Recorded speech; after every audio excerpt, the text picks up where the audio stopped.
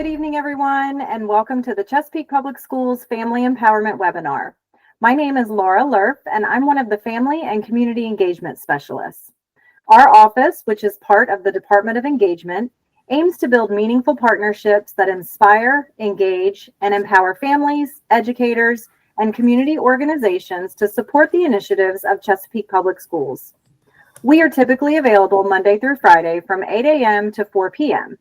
You can reach us at our main phone line, 757-482-5923, or via email at face@cbschools.com. Thank you for joining us tonight, and we look forward to working together to strengthen our community and support our students.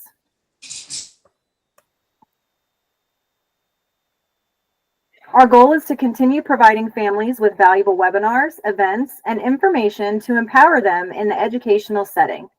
We're excited to offer our families Peak Parent University, which is a course catalog that provides an overview of all of our events for the school year. Here, you can also catch up on pre-recorded webinars, explore a wide range of educational resources, and make valuable community connections to enhance your family's well-being.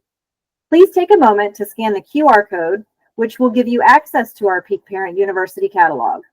This will provide you with monthly events, including descriptions, time, and locations. We hope you will join us for our next events, which are listed on the screen. You can also go to cpschools.com and in the search menu, type in Peak Parent University. Thank you for joining us this evening as we explore financial tips for military families making college affordable. We are excited to welcome our panelists. Before we get started, please note that the webinar is being recorded and will be shared on the Chesapeake Public Schools YouTube channel. At this time, please ensure your microphone is muted. If you have any questions during the session, please use the chat feature, which is located on the bottom right-hand side of your screen.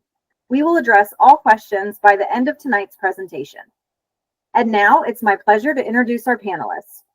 First, we have Tiffany Johnson, School Liaison from NSA Hampton Roads. Next, we have Elaine Blue, Accredited Financial Counselor from Fleet and Family Support Center.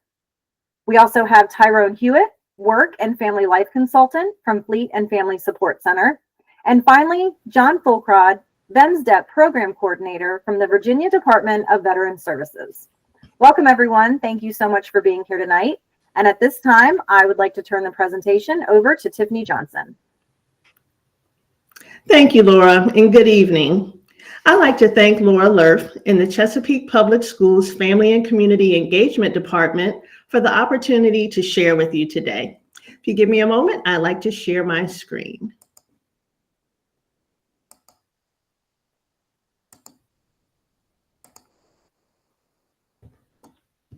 All right, my name again is Tiffany Johnson, and I am the Navy School Liaison for Naval Support Activity Hampton Roads. In my role, I serve as a conduit between our commanding officer, Captain Matthew Olson, military families and K-12 schools here in the city of Chesapeake, as well as military and community agencies. My job is to connect everyone together and help in matters pertaining to student education. There is one school liaison per installation and over 70 school liaisons nationwide. We help military families from all branches and work in partnership with one or more school districts. I am very proud to be connected to Chesapeake Public Schools, where I work in partnership with all stakeholders by providing information and resources, making referrals, and educating the community on the unique stressors that military-connected students face on a daily basis. And with more than 77,000 active duty military dependents between age 5 and 18, I'd be remiss if I didn't share that Virginia has more military-connected children than any other state. So, did you know that school liaisons have 7 core services to assist military families and schools? Let's take a brief look at each of them.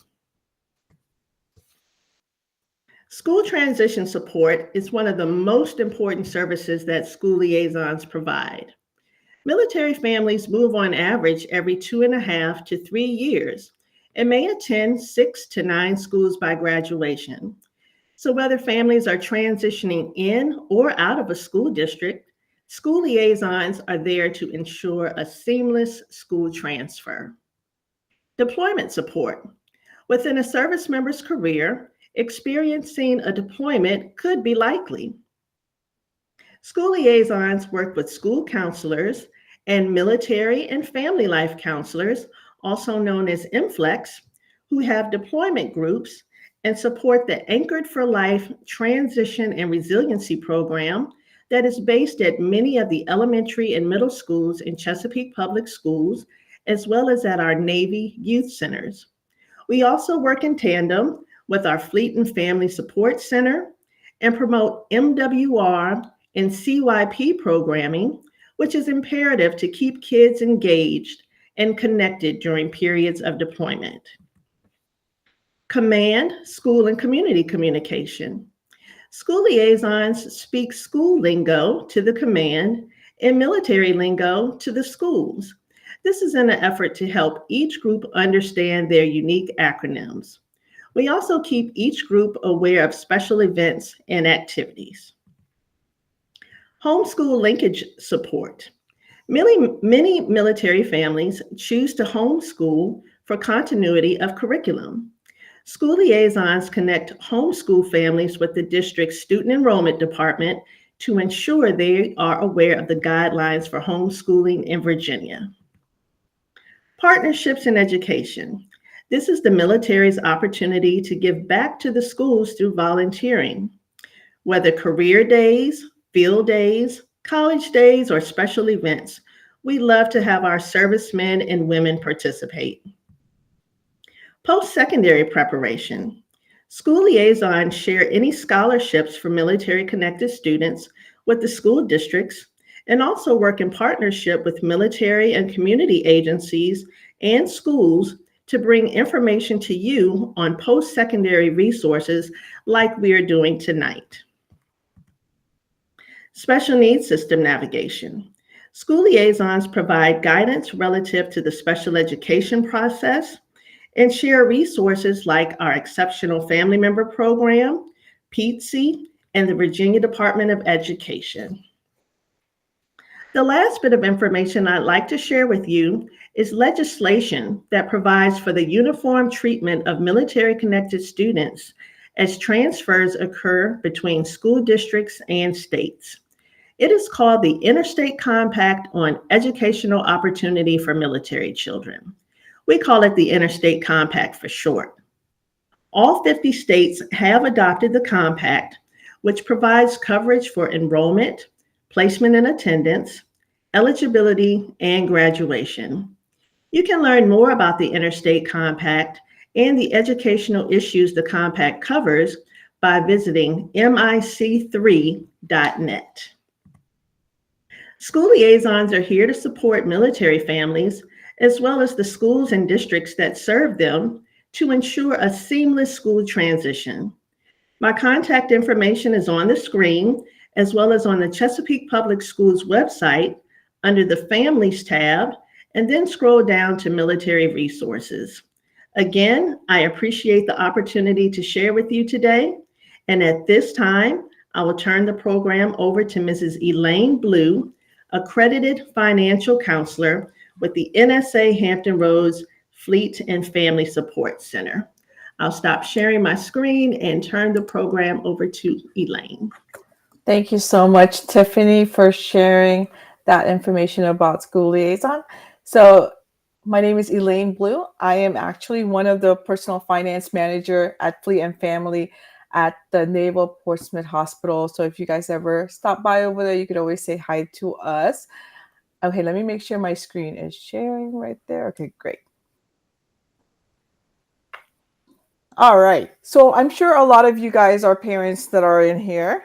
And I don't know how old your children are, but it seems like in a blink of an eye, they are graduating. So one of the things that a lot of parents are not prepared for, just like me, because I just sent my son to Virginia Tech, and I could tell you the cost of college is not cheap. So that's why I want to give you guys some options, maybe something that you could do some research on and see if it's something that your family is interested in. Okay, so we're going to start off with the paying for college. And let me make sure my slide is working here. I will give you guys my contact information at the very end also. So here's the cost of college. Now, it seems like it has gone up a lot over the years, and with inflation, it's even more expensive. If you include housing and all the costs for food, the cafeteria, all of this stuff, and of course, children want to decorate their dorm room. I mean, it just keep going up. And I know a lot of parents, especially military parents, are not prepared because they have been serving the country and doing the day to day, and then all the different PCS that they have to go through. It's kind of hard to have college in the forefront. So here are some of the estimates that I have found for some of the schools. Now, of course, it doesn't have to be that expensive, and of course, if you guys know, if you are military and an active duty, you can always still get in-state tuition. You don't have to pay the out-of-state tuition. Just make sure you contact the school. Now, of course, there are other schools that do offer a huge discount, maybe even a 50% cost of tuition discount. If you let them know that you're military, you just have to submit your military information, and then they will give you the discount right off of your billing, which is what I'm doing right now actually for my master's program, is that I get a 50% off. I only pay like how much, and then it's automatically on my billing on there. So that's something to think about. You may see this cost, but as a military personnel, you may want to think about asking the question, is there anything for military at that school? So the GI Bill program, this has changed a lot, and I will have Tyrone later talk more about that one, but it can help the cost of your children going to college. It can maybe pay for the tuition. It can also give you some BAH money to cover some of the housing and other expenses that you may have. Now, we have a lot of information on this, and we want to be able to give you all this information so that you could read up on that and figure out if it's exactly something that you want to do for your child. Now, remember, there are deadlines for this, so I will let Tyrone talk about that later on, because we want to make sure that we emphasize all the different points and key features of this program. Now, of course, GI Bill is not the only thing that's available to military family. Aside from GI Bill, there's also other, 9/11 transferable benefits and all that stuff, and the different eligibility. We'll talk more about that. So here are some of the other military programs that you may be interested in and probably not even aware about. So there's something called Reserve Educational Assistant Program that could be applied when you go to their website, and also the post-Vietnam era education assistant. And there's a survivor and benefit educational assistant, and also college loan repayment program that may be available for military. Okay. So all these programs, you can also research online to see what the eligibility is and how your school can receive the funds. But most of the time, the best way to do it is through the school, because a lot of the schools have Veterans Affairs students or even faculty that assist with these programs. Okay. And then here's other organization. Now, aside from those programs I talked about, there are also organizations that are nonprofit. That means that they raise the money to help military kids go to school. So something like American Legion, which is an organization that raises money, and or even the American Vets or veterans of foreign wars. So all you have to do is do a scholarship search for these organizations. Now, each organization may have different requirement. They may ask proof for maybe disability or such things on the record, or even DD 214. If you are not familiar with a DD 214, that is the document that shows the discharge, and all the different information regarding the active duty service member at that time. Okay. And for the scholarship, militaryscholar.org, this is another good website to go to. So if I were you, I would definitely bookmark this website. It has all the different scholarship for children that you can find on there. And then one of the other thing is the Tillman Military Scholar Program. I don't know if you heard of Tillman. He was actually killed on combat, but his organization has provided this scholarship for a lot of military families. Okay. And you can just click on the website, apply for your children, or your school can help you apply for them. You can also go to the financial aid FAFSA website, which you could also do your application through. Okay. Now I'm just introducing them to you, but if you really are interested in any of these programs, please do not hesitate to reach out to me, and I can email you all the different websites. I can help you with some of the information that you're gathering. So I know it seems like we're kind of going so fast on all of these, but there are a lot out there. I'm only mentioning like a small few, okay? But I will help you if you just send me an email, or I think later on they'll give you my information. Okay, so let's talk about grant. Now, what's good about the scholarship is that those money you don't have to pay back. The same thing for the grant. So Pell Grant is usually through application with the Department of Education. And normally that application is about to open pretty soon. I think it's open now, or maybe it's in December. I can't remember. I got to check that one because they changed last time because they were changing the application. And what you have to do is put your information through the government system, and then they will calculate exactly what your financial need for your family is. And if you qualify for the Pell Grant, the school will receive that Pell Grant, and then it will be applied directly to your tuition, and you don't have to pay it back. Now, I know the state of Virginia also have a grant, which is not listed on here, but every state usually have like a Virginia Commonwealth grant that also don't have to be paid back. It is a need base, so it's also first come, first serve. The earlier you apply, the sooner you can see if you qualify and see what your financial contribution number is. And then the school will get that information. And like I said, it's first come, first serve. If you wait too long, you will not have any available by that time. Now, there's other grants out there. There's federal work study grant, and then maybe supplemental that can add up to that Pell Grant if you still need more funding for the school.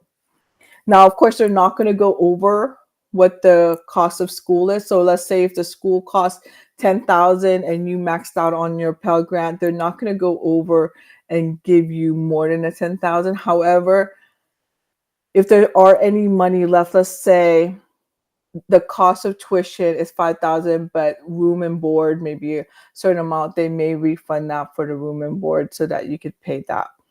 And normally the best person to contact for that is the school financial aid center. And every school has one. Okay, so here are the numbers. So I know we saw the cost of tuition. So here are the 2024-2025 award year number. So the federal Pell Grant Award is $7,395 for that year. And usually that's it. That's the maximum you'll get. Okay, that's why you want to look for other things. You want to look for other military programs out there, especially if they want to go to a very expensive school. Now, there's other ones that also through the federal Pell Grant, and it's called the Iraq-Afghanistan Service Grant. This is actually through the government.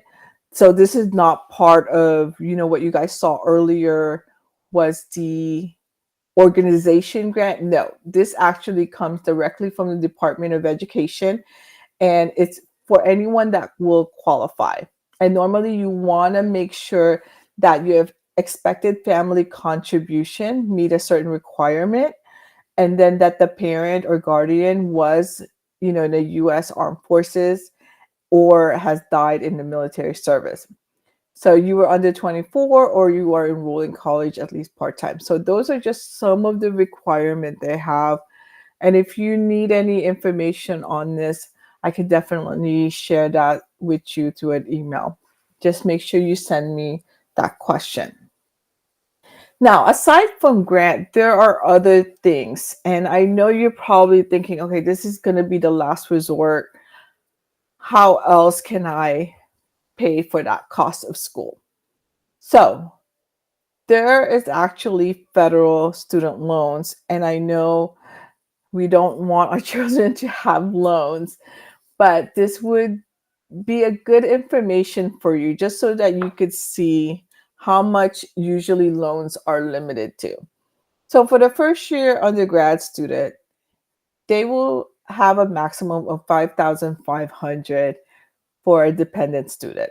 Now, if they are independent and they have to qualify through the school to be independent, that means they pay their own rent, they have bills, they work, they have W-2s, or maybe other things that prove that they cover all their expenses, then they would get approved for maybe 9,500. And as you can see, the limit for that and then the interest rate. Now, right now, the undergraduate borrowers have an interest rate of 6.53, but it does not stay that way every year. So sometimes depending on what the Congress vote for the interest rates are, that is the cost of borrowing. So normally, if they are subsidized, that means the government is going to pay the 6.53. And if they are unsubsidized, that means the interest will accrue on that student loan. And normally it adds up, of course, over the time. And then sometimes you don't have to make a payment until you graduate. So what I've seen a lot of parents do is they will just pay the interest while the kids are going to school so that when they graduate, they only have to pay the principal. So whatever you have to do to plan out the cost of education, just kind of look at these numbers, because I always tell people I'm in finance. So my thing is numbers, and numbers usually don't lie. And if I see some numbers and I add it up and it costs more than what I could afford, I try not to go that route. So you have to be careful before you get any student loans, that you understand exactly the responsibility that you do have to pay it back. And they may have some option where it could be forgiven, but it's not always a guarantee. Okay. Now, there are some options, like I said, of service member civil relief, where if the children got the student loan and they go into active duty, they can actually reduce their interest rate down. Okay.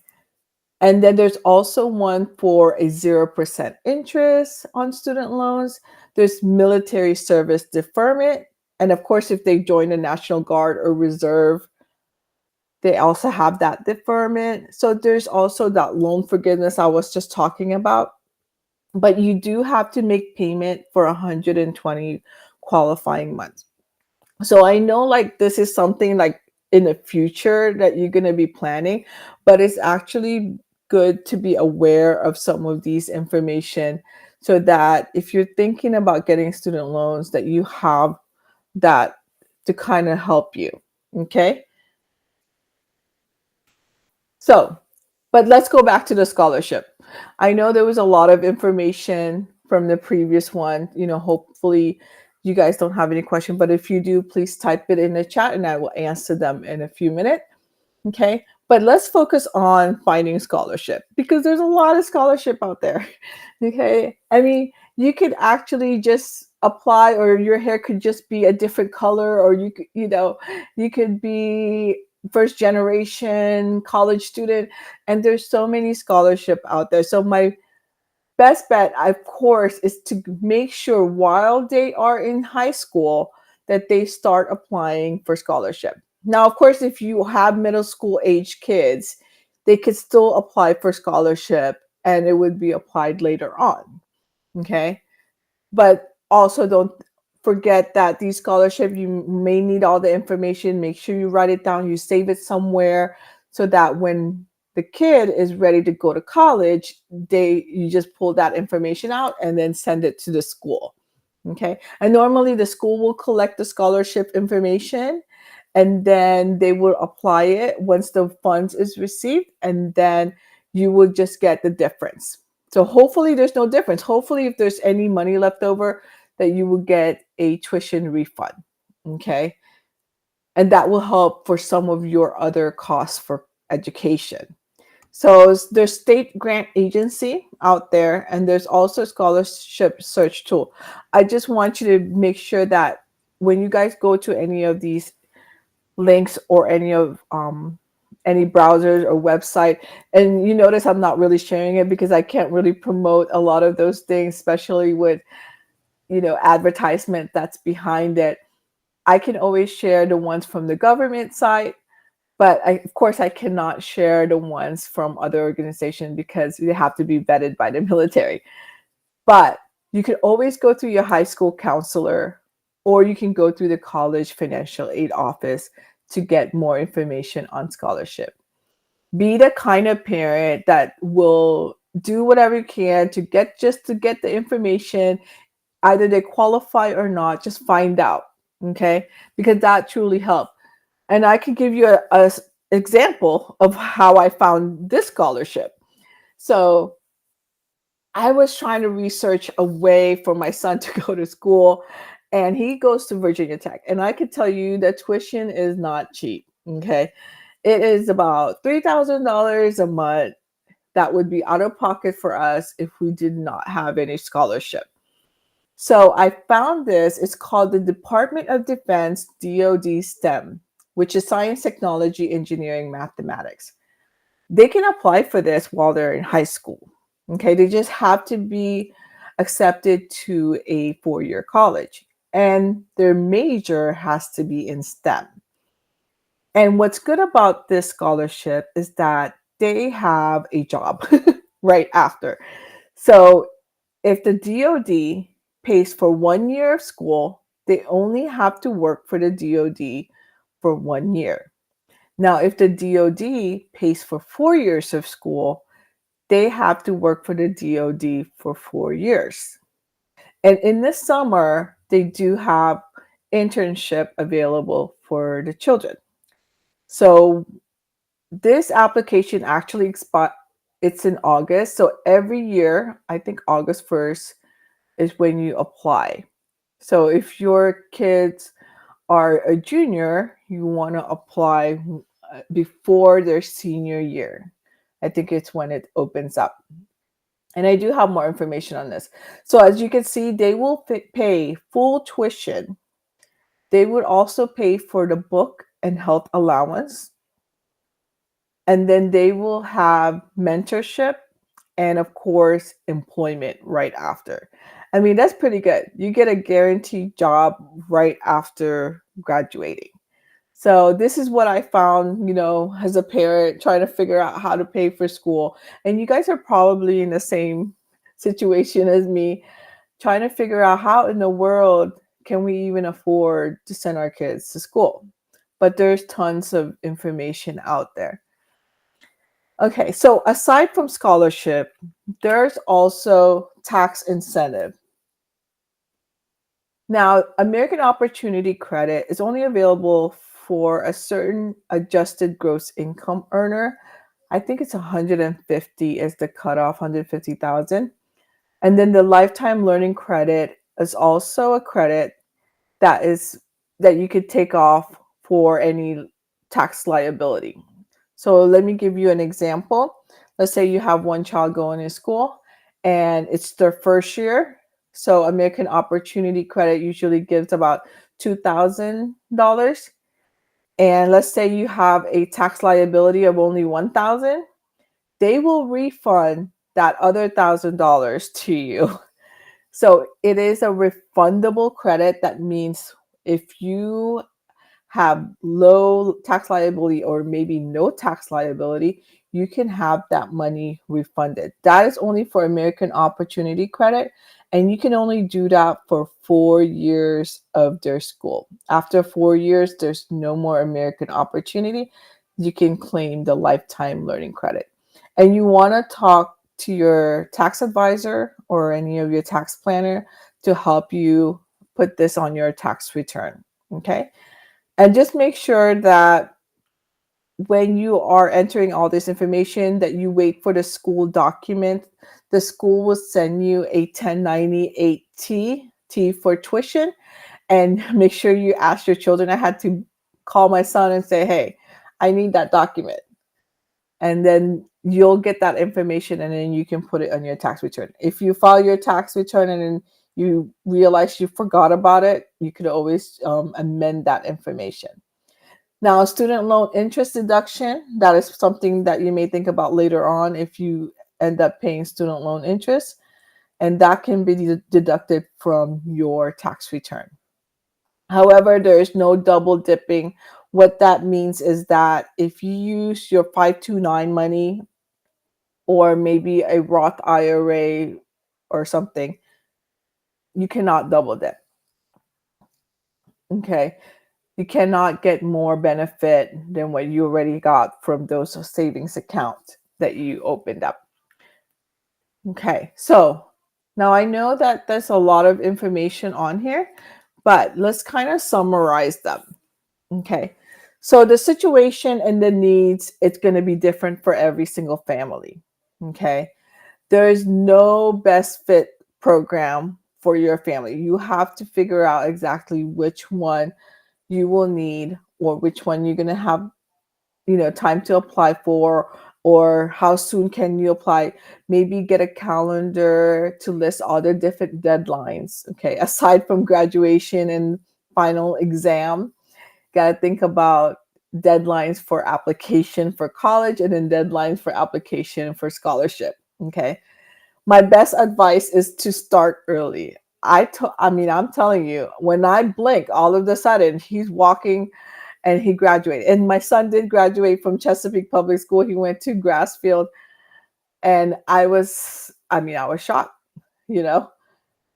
So start early is all I could say. And don't forget to explore all your options. Use all your resources. Use the people that you have. Use the school. They have great counselor. There's so many out there that have a lot of information to share with you. Talk to other families. Maybe that you have families that that already went to school and are finding some easy scholarship to apply for. Okay, so there's a lot of different things out there that you can search for, or contact us at Fleet and Family. This is my information, and my office address is at in Portsmouth, but I also have one in Chesapeake. And normally I can only go to the one in Chesapeake by appointment only. So if you notice at the bottom, I do have my calendar available. So if you want to chat with me and say, hey, Ms. Blue, when are you available? Can I chat with you about scholarship? Go ahead and look at the website at the bottom. That's calendly.com/Elaine. That's an underscore PFM, Personal Finance Manager. And then see what day you want to chat with me. Okay, that will help you probably answer some of the questions that you may be thinking about right now. But I can definitely answer some questions. So let's see. There was a question about the Yellow Ribbon program and how that works. So the Yellow Ribbon program, it's just the same thing like all the other programs. You just go and apply. The best way to do the Yellow Ribbon program is to go through their website or go through the school. I can tell you that going through the school is like the most hassle-free way to kind of get into those programs, because the school has a dedicated staff to help you with those needs. I can tell you right now my son has a scholarship. He just did the Fintieri one, and we didn't have to do it outside of the school. Everything went through the financial aid, everything got applied to this tuition, And the best way is always to go to school. So let's say if your children want to go to ODU, you go through the ODU financial and then apply to the yellow ribbon program, and then let them know what school they may need some information. But one thing that they always need from the school is that need-based number.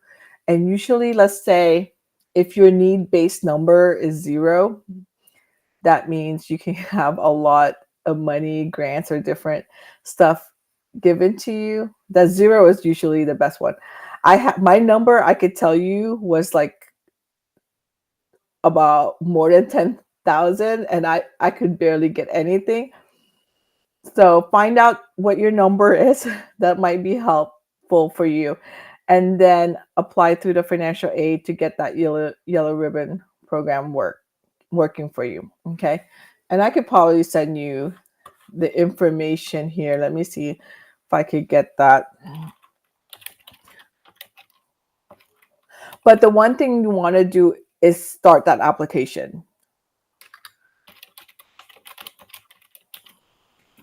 And Elaine, you Mhm. mentioned that if participants want to talk with you one-on-one, they can go to your calendar. Is it possible for you to put that link in the chat once Tyrone starts his brief? If you could Yes. put that information in the chat so they can just click on it. Yep, I will do that. And I put the yellow ribbon one in the chat also. Awesome. Yes. That's a good question. I'm telling you, starting early is like the best way to go because there's so many things out there and people miss out on some, good scholarship. You're welcome.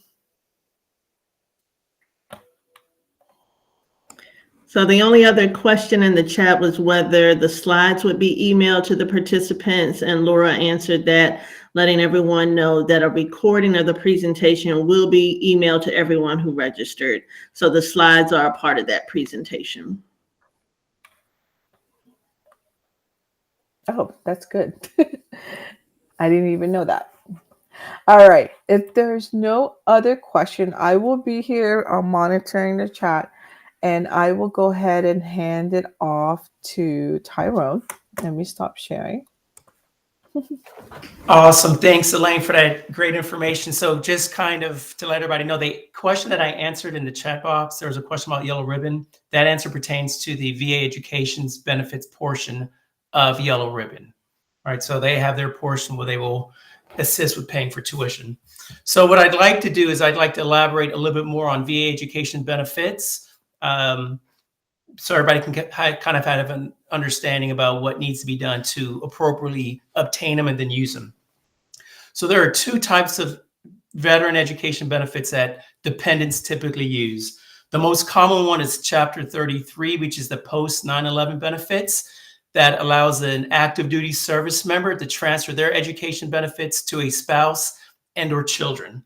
Right now, that education benefit is worth $28,937 a year, right? That's how much tuition it's going to pay.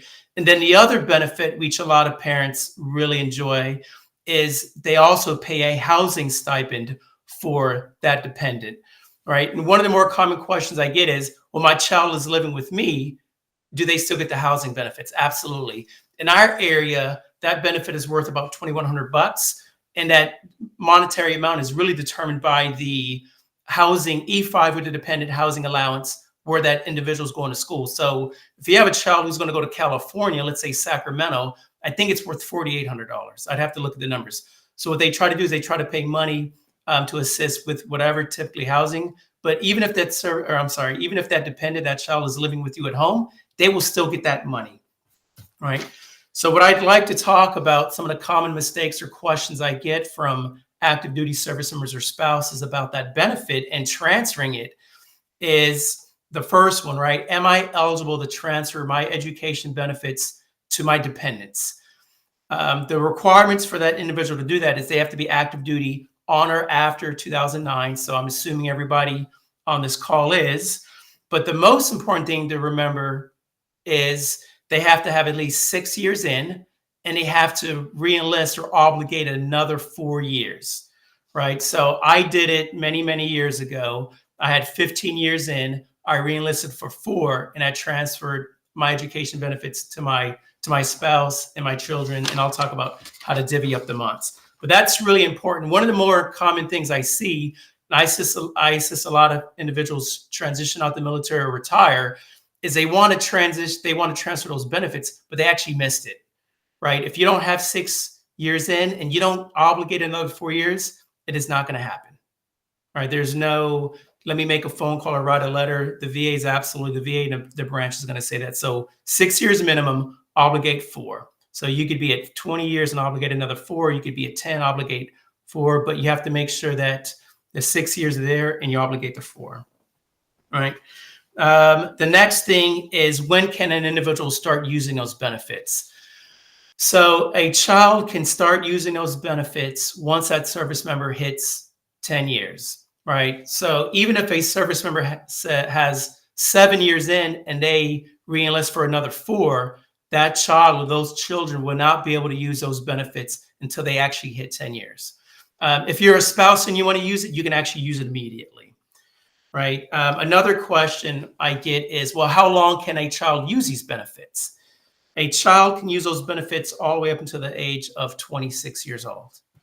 So what you may see, and there are so many different pathways to pay for college, you may see an individual use one pot of money and then they'll use the GI Bill benefit later on, or vice versa, right? Can I transfer my education benefits after I've separated or retired? That's a hard no. If you're already out from active duty, you cannot transfer the benefits. The only caveat to that is if you have a service member who, let's say they did 10 years and they get out and they decide to use, they decide to join the reserves, right? So for the reserves, there's active reserves and there's inactive. They have to be an active reserve member, obligate the years that they need, and then they can do it. But if a service member hasn't transferred it over to their family members, to their children, and they get out, there's no going back, right? And I'll go back to transferring it. One of the most important things to remember is that I've had individuals who re-enlist and they automatically think, okay, I transferred my benefits. They may sign a piece of paper in the command. They have to go to MilConnect. Some of you may be familiar with MilConnect, because you can go into your DEERS account, things of that nature. There's a tab called Transfer Education Benefits. That service member has to go in there, fill out the questionnaire, fill out that form, and then select everybody that they want to go the benefits to, right? So when I transferred mine, I transferred them to my wife, and then I had, at that time, one child, 1 month. A couple years later, I had another child. Because I was still active duty and my newest daughter was in the system, I went in and then I transferred a month to her. And the reason why we transfer 1 month is because what that does is that locks that person in eligibility. And afterwards, when your dependent decides to go to school, you can actually give them more months. They may come home and say, hey, I want to go to ODU, and you give them another, let's say 9 months, or you may give them all 3 or 4 years. But the purpose of making sure it's in 1 month is because they are locked in that system until they age out, which for children, it would be 26. Kind of what I spoke to about earlier, how many months can I transfer? You can transfer everything. If you have 3 children, you can give one child 12 months, another child 12 months, and another child 12 months, or you may take 12 months. One thing to remember, and I get this question quite often, is service members get a little nervous about giving their dependents education benefits because they're not too sure if they want. See, John is laughing. They're not too sure if they completely gave them away. Absolutely not. Let's say hypothetically I transfer 36 months to my oldest daughter, and all of a sudden she gets a scholarship and she doesn't need my education benefits anymore. I can take all of that back and use them, or I can divvy them up between my other kids. So just because a service member gives it away, it doesn't mean at the end they can't get them back, as long as they're not used, right? The last thing I would say is, what do you do once that transfer is approved? What's really important for the dependent to remember is that once they get approved for the transition benefits or the transferred benefits, they have to go into vaeducation.com. They can do paper, but everything's digital now. They have to fill in their account, and the VA is going to give them a certificate of eligibility. That certificate of eligibility is important because that school needs it, and they're going to let the VA know, hey, I have this student. We're going to use your money. VA knows, all right, we're going to send you the tuition every month, right? And that could be a little over 0.5%, 3/4 student or full student. They'll know the math they'll know the math on how much they need to pay. And then the VA also needs to know that also, because what they're going to do is they're going to deposit that housing allowance into that student's account every month. So if my older daughter were going to ODU and she was local, they would give her $2,100, I think $24 a month, and she can do whatever it is she wants to do with it. I don't know, buy some shoes, whatever. The VA doesn't really care what that money goes to. They just want to know if they're a student, right? Full-time, part-time, et cetera. The other benefit that, and I think John may talk about this a little bit also, is there's a benefit called Chapter 35, Dependent Education Assistance. This is for veterans who are already separated. And the most common way to get that benefit is to file your VA claim, and you would be rated by the VA at 100% permanent and total. And this is for DEA, 100% permanent and total. There's a couple other ways, but that's the more common one, right? That pot of money for a full-time student is worth $1,536 a month. For a 3/4 time student, $1,214 a month, and a half-time student, $890 a month. And what that does is the VA, the service member will apply, submit their applicable paperwork, and the VA will deposit that money into the student's account. Now, what that does is that pays for really anything, right? It could pay for tuition, it could pay for rent. It's just a stipend. It's not necessarily a college tuition as much as it is a stipend. Now, one thing to be mindful of is, because that's also a federal benefit, they cannot use that in conjunction with the transferred post 9/11 benefit. So if my daughter was going to ODU and using my post 9/11 and the VA was paying for tuition, at that same time, they would not give her $1,500 a month. After she expends all the money, that's another conversation. But because there are two federal benefits from the VA, they're not going to go hand in hand. It's going to have to be used separately. What I will do, actually, before I get off, I will post some links and some guides in the chat box. If you can't download them, you can get a hold of me, and then I will. I can email them to you, or you can call me. But Chapter 33, Transfer Post 9/11, Chapter 35 for veterans who already have a rated disability. Thank you for allowing me to speak. I will allow John to speak about a really, really, really good program that the state has.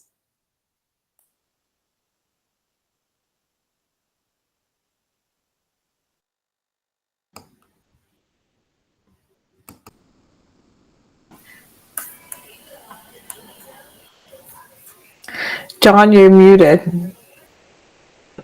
My mistake. Let me go back to my first slide. Let's see if I can get it here. Okay, starting over. My name is John Fulcrott. I'm from the Virginia Department of Veteran Services with the Virginia Military Survivors Independence Education Program. This is a benefit similar to Chapter 35, and I'll go into how they work together, or how they can work together later on in the presentation. So the benefits provider is a tuition and mandatory fee waiver at any Virginia public college for up to 8 semesters for the eligible dependents of the veteran. Now I will go into the eligibility. So the eligibility for the veteran.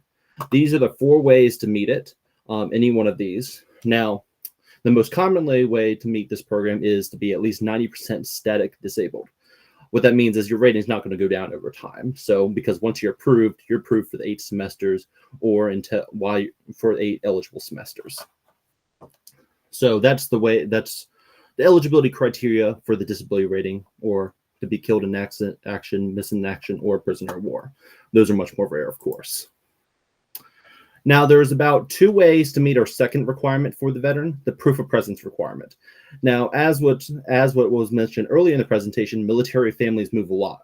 So this is probably what the number one thing is, why we would have to reject the application, because of our strict legislative requirements. So unfortunately, because Virginia legislators want to limit the use of the program.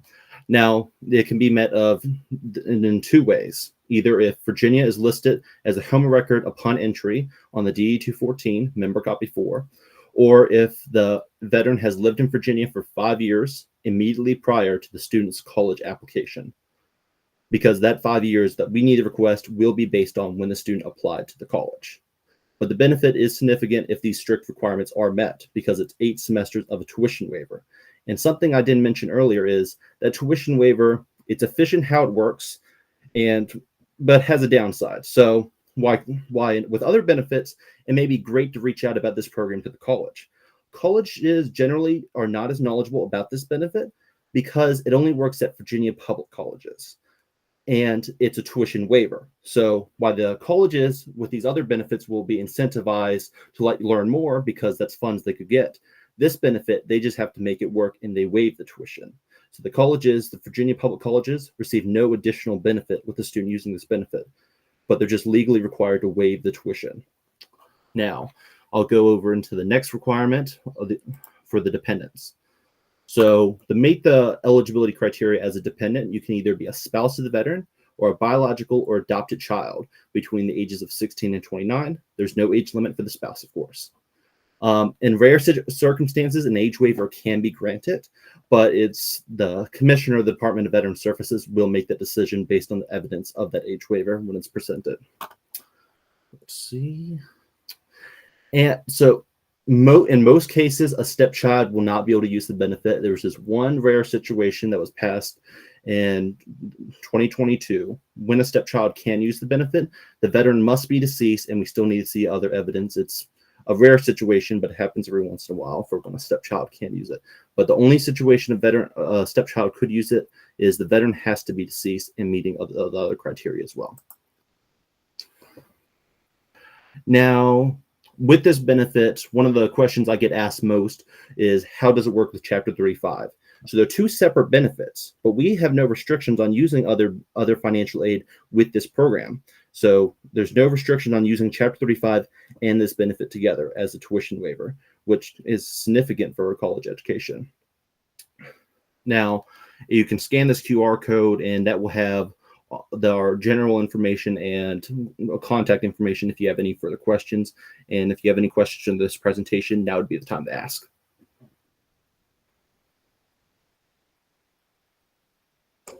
I'm checking the chat and I don't see any questions in the chat, but I'll give our participants just a minute to see if someone could be in the process of typing.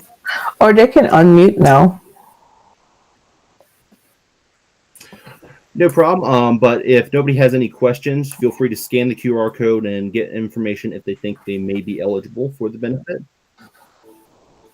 So that's one of the reasons the requirement is such a pain. So the proof of presence requirement is the most difficult portion of the process. So we need to verify each and every one of those 5 years. So, but we do only count calendar years. So how that works is, if the student's applying this year, if they're applying in 2024, we're going to base that date of college application for the 5 years.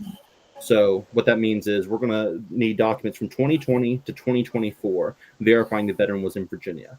There's a lot of documents that can be used.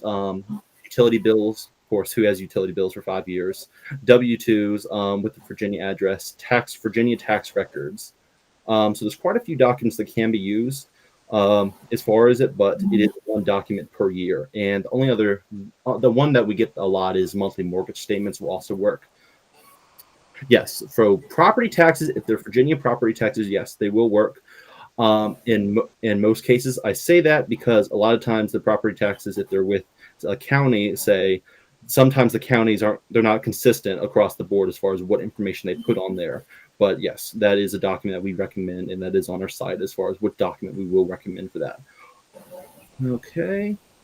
Yes. So all Virginia public college. This is all Virginia public colleges and universities. So this is from UVA to J. Sargent Reynolds. So depending on which college they're interested in, as long as it's run by the state.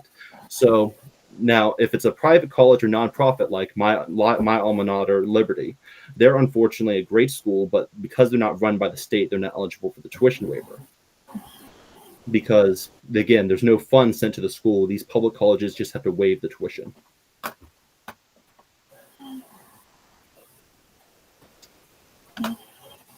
Okay, I think that's all our questions.